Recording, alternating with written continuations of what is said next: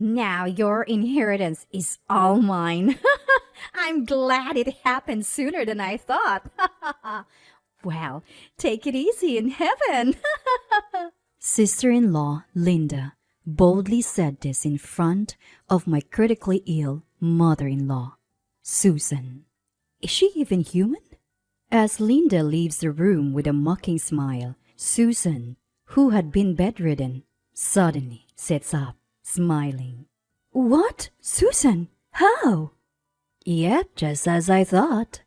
Linda was after my inheritance. Now I've got a lot to do. My name is Karen, a 34-year-old housewife. I've been married to my husband Robert for 4 years. We were colleagues at the same workplace. As we worked through various tasks together, we grew closer and started dating. After a year and a half, he proposed. I want you to walk through life with me forever. Will you marry me? Yes, I would love to. But after we decided to get married, Robert told me something I never expected. I want you to quit your job once we married. Do you mean you want me to be a housewife? Yeah, I'd like you to focus on household chores. Okay. Honestly, I wanted to continue working a little longer, but I also wanted to make our married life a priority. So I decided to quit my job and become a housewife. But then Robert shocked me even more. I want us to live with my parents after we get married. What? You mean move in with them? Yes, he wanted us to live with his parents. Wait a minute, you mean spend our newlywed life with your parents? I couldn't believe what Robert was saying. They're getting up in years. I want to support them. His idea was filial, but these were his parents, not mine. And we hadn't even met them yet. There's no way I could decide on living with them at this point. Can I think about it? What? We're getting married, right? Then you should be okay with this. But Robert was more forceful than I thought. But if I gave in now, I'd always be under his thumb. I can't agree to move in without meeting your parents first. Let me at least meet them and see if it will work. Finally, Robert reluctantly agreed. So we went to announce our engagement to both sets of parents. I was super nervous to meet his parents. Parents who force children to live together even before marriage. They could be difficult people, even potentially harassing us. With these worries, I arrived at their house with Robert. But his parents welcomed us warmly. Thank you for coming. We never thought Robert would marry someone so beautiful. They were all smiles and so kind that I was taken aback. Then I decided to ask the question. Robert mentioned that he wants us to live with you, right, after getting married? Is that true? Huh? Live together? Even when I brought up the idea of living together, my in-laws looked puzzled. What are you talking about? I was taken aback and looked at Robert. He chuckled. I just spontaneously suggested to Karen that we should all live together. What does he mean, spontaneously? But you know, Mom and Dad are getting older. I think we should consider living together. We appreciate the concern, but you two are newlyweds. Shouldn't you enjoy that phase alone? Exactly. We're still spry. The first years of marriage should be spent with just the two of you. Rather than agreeing with Robert, my in-laws opposed the idea. Robert looked flustered, probably not expecting opposition from his own parents. Well, I was just concerned. If you guys don't want to, I won't push it. So we didn't end up living together right away after getting married. Though I never quite understood why my husband was so insistent on living with his parents. It was comforting to know that they are genuinely nice people. I even thought living with them wouldn't be a bad idea.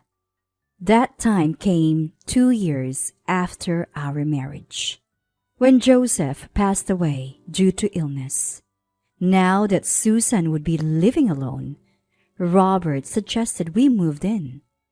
I worry about leaving Mom alone. But I'm still fine and I don't want to be a burden. This time, I sided with my husband. We don't consider it a burden. I'm worried about you too, Susan. Please, don't hesitate to lean on us. Is that so? Thank you, both of you.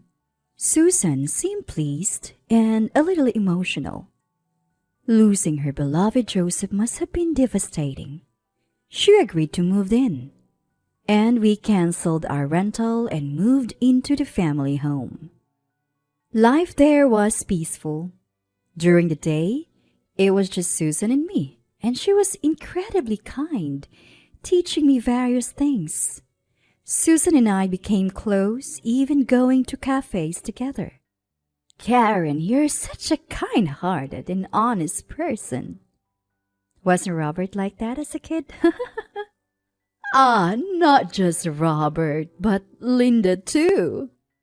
Linda is my sister-in-law, who is already married and rarely visits the family home. The first time I met Linda was at our wedding, and the next time was at Joseph's funeral.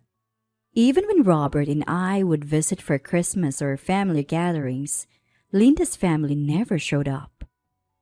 When it comes to us, Linda's always been rebellious. It's a bit sad, but I can't force her to visit. Susan looked sad when talking about Linda. It seemed like my in-laws had always struggled with parenting. Given Robert's spontaneous behavior, he probably gave them a hard time too. That's why I'm so glad that someone as wonderful as you became Robert's wife. Oh, Susan. I adored Susan. I thought of her like my real mom and couldn't understand why Linda would resent such a wonderful woman. Sometimes, even in the closest of families, boundaries are crossed and tempers flare. I can't really intervene, it's not my place to do so. I focus on keeping a good relationship with Susan. Then, we hit a bump in the road. Susan fell while riding her bike and broke her arm. We have been sharing housework duties, but now I had to take on all the chores until she recovered. That would have been fine, but some tasks required two hands. I couldn't handle them alone. Susan, with her arm in a cast, was struggling too. So I asked my husband if he could help Susan a little. He responded with an obviously annoyed face. I'm tired from work, But Susan has a broken arm and is in a cast. It's tough for her, right? What a hustle. I was disgusted by my husband's attitude. Why couldn't he help his own mother? Turns out, his eagerness for us to live with his mom was just a way to show off how filial he was at his workplace. I've seen him bragging to his old colleagues about how he takes good care of his parents and how much he loves his wife. The reality? He leaves all the housework and communication with Susan to me. While he enjoys a king-like status, sure, he's the breadwinner. But that's no excuse for not being more helpful around the house. I was growing increasingly frustrated with him. 3 months passed, and Susan's arm fully healed. Susan, it's great to see you better. Karen, I'm sorry for all the trouble. Don't worry about it. We're family. You're such a kind person, Karen. Unlike Robert. Feel free to dump him anytime. I'm not gonna dump him. I just want you to be happy, Karen. Those were Susan's kind words to me. Just as I was relieved about Susan's recovery, Linda, my sister-in-law, suddenly showed up. Linda, what brings you here so unexpectedly? It's rare for you to visit. I miss you, Mom, and wanted to see you. Huh? I heard you broke your arm, so I was worried. But it looks like you're fine now, Linda said shyly. Susan seemed shocked to hear Linda's unexpected kind words. Hey, react, will you? Makes me look stupid for saying something nice. Sorry, I was just surprised and touched at the same time. Susan was delighted. Do you like pound cake, Linda? Want to join us? Sure, why not? Seeing Susan so happy made my day, and I thought, let's enjoy this moment. At first, Linda seemed a bit tense, but she gradually relaxed and was having a good chat with Susan. I'm sorry we haven't been able to show you our grandkids. Next time, I'll bring my husband and kids for a visit. Oh, I'm looking forward to it. After that, Linda started visiting Susan regularly on her days off, bringing her husband Thomas and their kids. The first time she spoke with Thomas, he seemed like a great guy, and their nephews were lovely as well. Susan looked thrilled to be spending time with her grandchildren. It had taken some time, but Linda and Susan were finally getting along, and that was a good thing. However, for some reason, Linda's husband didn't seem to like the idea of Linda and Susan getting along. You know, Linda's been coming over a lot lately. Is that a problem? We're the ones living with my mom, you know. It's not fair for you to just swoop in and get all chummy with her.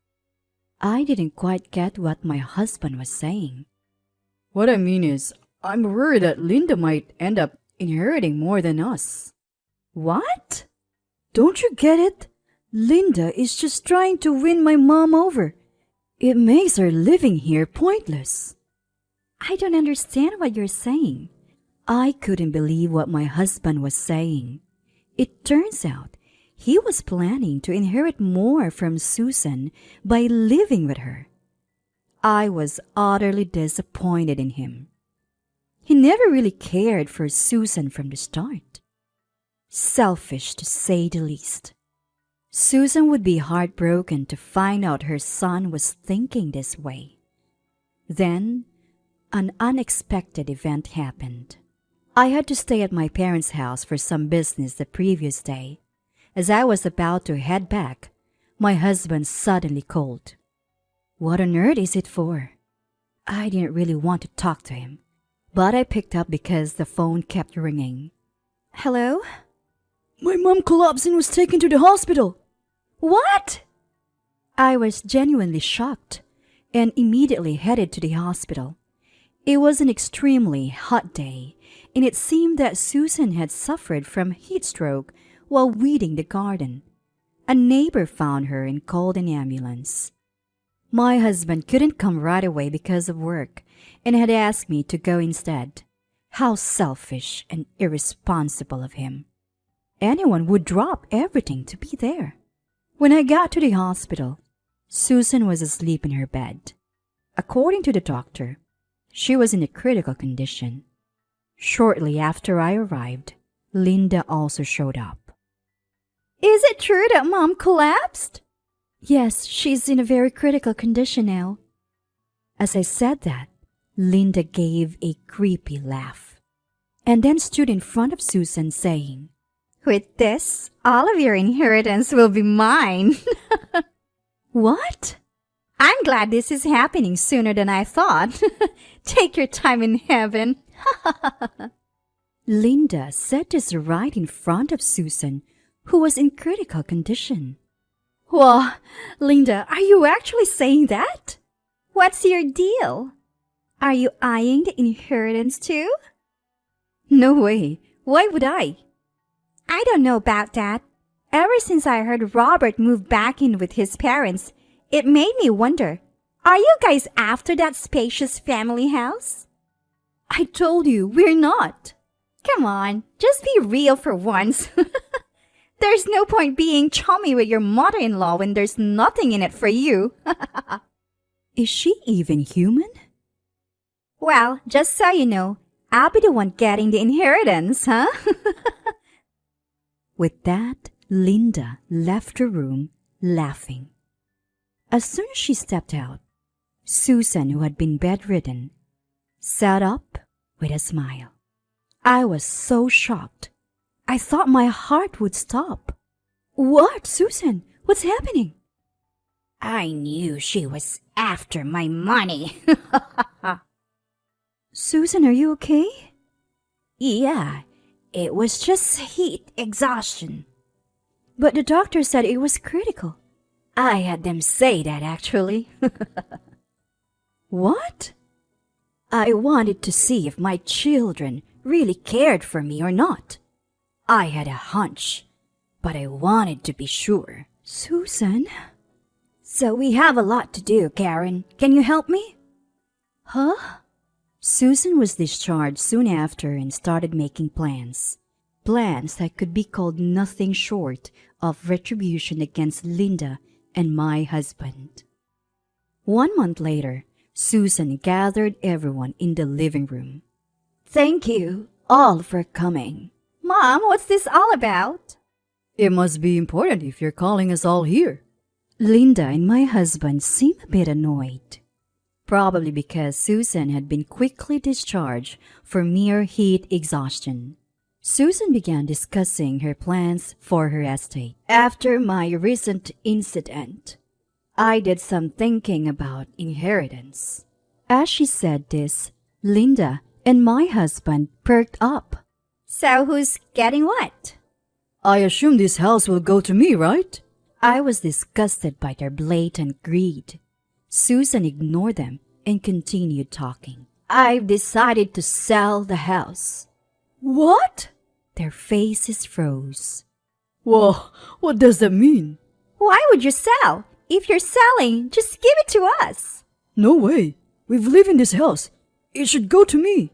You two are always thinking of yourselves. Even when I collapse, or at any other time, all you ever thought about was how to get more from me. I know everything. Both Linda and my husband went pale. That's why I'm leaving you nothing. What? What?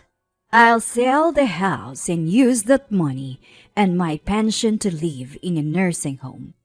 When I pass away, I'll donate everything I have. You can't be serious. What a waste. I've had enough of you all taking advantage of me. You think parents can just keep loving unconditionally while you use them? Forget about the inheritance and start thinking about fending for yourselves. What the? I was counting on that inheritance for my life plan. Linda and my husband collapsed to their knees. But it's not just Susan who's done with them. Linda, I can't stand your selfishness anymore. I want a divorce. Wait a minute. Why are you abandoning me too? Do you think I want to spend my life with someone who's happy to hear Susan is critically ill? It's not good for a child's upbringing. I'll take custody. Let's handle the rest through lawyers. What the? Thomas decides to divorce Linda. Then, my husband oddly chimes in. Well, Thomas, do you think that's a bit harsh? She may be a hopeless case, but divorce is a bit much, don't you think? His tone carries a mocking undertone towards Linda. This man doesn't understand his own standing. You think you're not getting a divorce? What? I can't continue this marriage with you.